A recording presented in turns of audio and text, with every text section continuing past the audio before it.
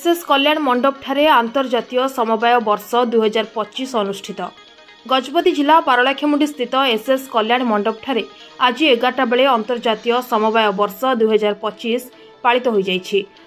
Are Udayagiri cooperative society पक्षरु आयोजित एही कार्यक्रम रे मुख्य अतिथि भावे उपजिलापाल अनुप पंडा, डीआरसीएस हरिहर सेठ, एसआर नरसिंह बेहरा, चाषी नेता सूर्यनारायण पट्टनायक सह अन्य अतिथि माने मंचस्थ होई प्रथमे जगन्नाथଙ୍କ विग्रह ठारे प्रदीप प्रज्वलन करी कार्यक्रम शुभारंभ करथिले।